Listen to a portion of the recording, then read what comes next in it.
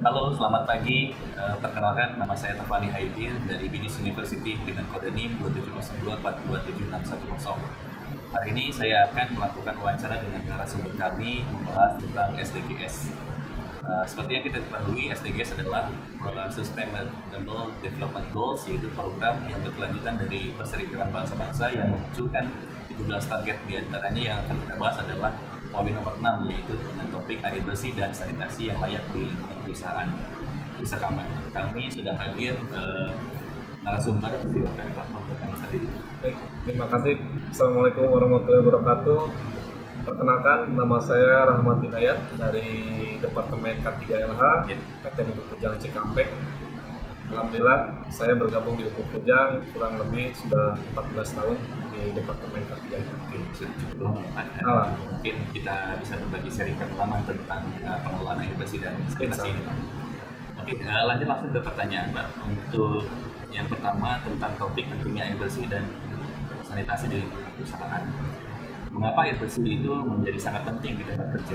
Baik, tentunya untuk air ini memang semua orang membutuhkan terkait air bersih. Untuk di perusahaan lebih terkait mendukung mengenai kesehatan karyawan yang utama, tentunya meningkatkan produktivitas juga, dan memang di perusahaan kami merupakan salah satu bahan baku yang utama untuk penggunaan air ini. Kemudian mencegah penyebaran penyakit yang dapat mengganggu operasional perusahaan. Oke. Kemudian apa dampak langsung dari sanitasi yang buruk di lingkungan kerja? Sanitasi yang buruk tentunya bisa meningkatkan resiko penyakit menular, ya, karena terkait kebersihan juga. Kemudian mungkin bisa menurunkan semangat kerja karyawan juga dan menciptakan lingkungan kerja yang tidak nyaman juga. Oke. Pertanyaan berikutnya, bagaimana hubungan antara air bersih, sanitasi, dan keselamatan kerja? Air bersih dan sanitasi merupakan bagian dari keselamatan kerja, ya, karena memang membantu menjaga kesehatan karyawan, termasuk kebersihan lingkungan dan kenyamanan juga dalam bekerja. Oke. Kemudian apakah air bersih dan sanitasi mempengaruhi citra perusahaan? Betul. Terkait air bersih ini, perusahaan yang peduli dengan kebersihan menunjukkan tanggung jawab sosial yang sangat tinggi dan meningkatkan reputasi di mata karyawan dan tentunya masyarakat lingkungan sekitar. Baik. Pertanyaan topik terakhir, mengapa sanitasi yang baik mendukung keberlanjutan perusahaan? Sanitasi yang baik tentunya mencegah kerugian finansial di perusahaan, entah itu penyakit akibat kerja, kemudian terkait produktivitas, dan tentunya mematuhi regulasi pemerintahan yang kita laksanakan di perusahaan. Oke, baik Pak, kita berlanjut ke topik berikutnya, yaitu untuk fasilitas yang harus disediakan oleh perusahaan. Pertanyaannya, apa saja fasilitas sanitasi dasar yang wajib ada di perusahaan? Di perusahaan kami sudah dilengkapi, ya, toilet-toilet, ya, di setiap gedung, di area-area pabrik tentunya. Kemudian fasilitas-fasilitas cuci tangan di beberapa titik yang sudah kami tempatkan. Kemudian termasuk air minum untuk karyawan, dan tempat pembuangan sampah yang memadai agar terkait kebersihannya bisa dijaga. Oke, pertanyaan berikutnya, bagaimana standar toilet yang layak di tempat kerja? Toilet yang layak dan bersih, ya, memiliki tentunya ventilasi yang baik, pencahayaan yang cukup, kemudian tersedia fasilitas-fasilitas lainnya seperti tisu, kemudian sabun, ya, dan berjumlah sesuai dengan kebutuhan karyawan di perusahaan kita. Kemudian, apakah penting menyediakan air minum di tempat kerja? Sangat penting, mengingat air minum ini menjaga para karyawan yang bekerja di lapangan tentunya terkait hidrasi, ya, terkait hidrasi, kemudian meningkatkan konsentrasi dan mengurangi resiko dehidrasi tersebut. Oke. Kemudian, bagaimana memastikan kualitas air minum yang tersedia itu baik? Air tentunya harus melalui pengujian atau kualitas secara berkala. Kita memastikan juga untuk kondisi air tersebut layak, ya, kemudian berasal dari sumber yang terpercaya dan disimpan di tempat yang bersih sesuai dengan kebutuhan. Oke. Terakhir, apakah peran fasilitas cuci tangan di perusahaan itu juga membantu? Fasilitas tempat cuci tangan itu memang sangat membantu, terutama di area-area pabrik tentunya di perusahaan kami. Itu sangat penting untuk mencegah penyakit, penyebaran penyakit, khususnya saat menggunakan toilet atau sebelum teman-teman karyawan ini makan dan minum lainnya.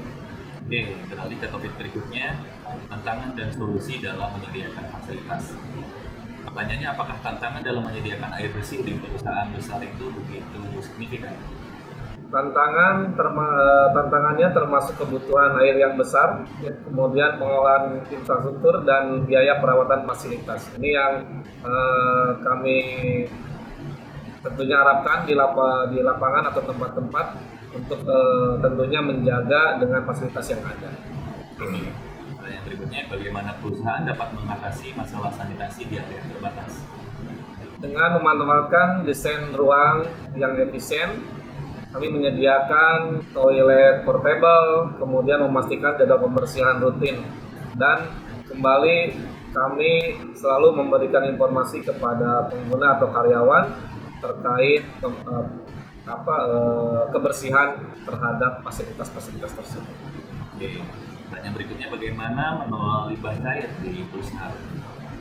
Untuk pengelolaan limbah cair, kita menggunakan sistem pengelolaan limbah cair yang sesuai dengan standar. Tentunya kami punya standar di perusahaan, ya, kemudian lingkungan dan melakukan pembuangan secara aman agar terkait limbah-limbah yang keluar dari perusahaan itu dipastikan aman dan masyarakat bisa terjamin untuk kesehatan. Oke. Untuk pertanyaan Kombo, apakah yang harus dilakukan jika sumber air perusahaan tercemar dan bagaimana mengurangi konsumsi air di lingkungan perusahaan? Baik, tentunya di perusahaan kami selalu monitoring terkait buangan, ya, secara berkala. Kemudian apabila memang ada pencemaran, kita segera hentikan, ya. Kemudian lakukan uji dan bersih ke air alternatif hingga masalah terselesaikan. Oke, kita kembali untuk topik berikutnya, ya, untuk teknologi dan inovasi untuk air bersih dan sanitasi. Pertanyaannya, apakah teknologi terbaru dalam pengelolaan air bersih yang diperlukan? Teknologi di kami, ya, seperti filter air modern, kemudian sistem desalinasi dan terkait sensor kualitas air yang kami tempatkan. Oke, lanjut, bagaimana teknologi dapat meningkatkan sanitasi di perusahaan? Teknologi seperti toilet otomatis, ya, kita sudah tempatkan di toilet-toilet kami, kemudian seperti dispenser sabun otomatis, keran dan lainnya, termasuk aplikasi pemantauan kebersihan, membuat sanitasi lebih efisien. Oke. Kemudian, apakah perusahaan kecil dapat memanfaatkan teknologi sanitasi tersebut? Tentu, perusahaan kecil dapat memiliki teknologi yang terjangkau seperti filter air yang sederhana atau sistem toilet secara portable. Untuk pertanyaan Kombo, apakah manfaat pengelolaan limbah dengan teknologi canggih tersebut bisa bermanfaat, dan bagaimana perusahaan memanfaatkan data untuk meningkatkan fasilitas air dan sanitasi? Teknologi canggih membantu, ya, menjadi mendaur ulang air limbah untuk keperluan tertentu. Ya. Karena kita ada beberapa program terkait air limbah yang bisa digunakan kembali. Tentunya mengurangi pencemaran lingkungan pada masyarakat dan memenuhi standar regulasi dari pemerintahan. Data dapat digunakan untuk memantau penggunaan air, kemudian merencanakan perawatan fasilitas dan mengidentifikasi masalah sanitasi bisa lebih cepat. Oke, untuk topik berikutnya kita akan membahas tentang peran karyawan dan budaya hidup bersih. Pertanyaannya, bagaimana perusahaan dapat mendorong kebiasaan hidup bersih di tempat kerja? Dengan cara kita memberikan sosialisasi, ya, kemudian ada edukasi, termasuk menyediakan fasilitas yang memadai dan memberi penghargaan untuk perilaku bersih dan sehat. Tentunya kami selalu harapan untuk karyawan semua pentingnya menjaga toilet-toilet yang ada di perusahaan. Oke. Kemudian apakah tanggung jawab karyawan dalam menjaga sanitasi perusahaan itu penting? Sangat penting. Kembali tadi semua kebersihan yang ada di perusahaan, walaupun memang sudah ada ya petugas khusus ya yang kebersihan dan lainnya, kami harapkan kebersihan toilet ya itu bisa kita jaga semua, termasuk saat menggunakan ya, kemudian termasuk pembuangan sampah dan lainnya. Oke, pertanyaan kamu berikutnya, apakah edukasi penting untuk meningkatkan perilaku hidup bersih dan bagaimana cara yang efektif untuk mengedukasi karyawan tentang sanitasi? Sangat penting mengenai edukasi, membantu karyawan lebih memahami dampak dari kebiasaan buruk dan mengubahnya menjadi kebiasaan yang positif. Tentunya tidak hanya di perusahaan, di lingkungan masyarakat, di rumah, terkait pentingnya edukasi mengenai air bersih. Kemudian melalui pelatihan atau sosialisasi, kemudian kita menempatkan poster-poster ya, kemudian stiker dan lainnya di toilet-toilet dan kampanye kebersihan yang interaktif. Oke.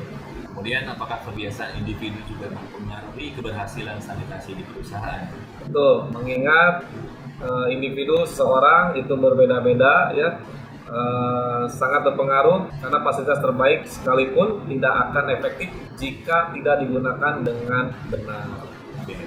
Untuk topik terakhir kita akan membahas hubungan dengan lingkungan dan CSR tentang dampak terhadap lingkungan sekitar ya.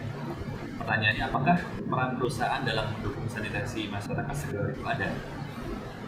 Perusahaan kami selalu menjalankan program CSR seperti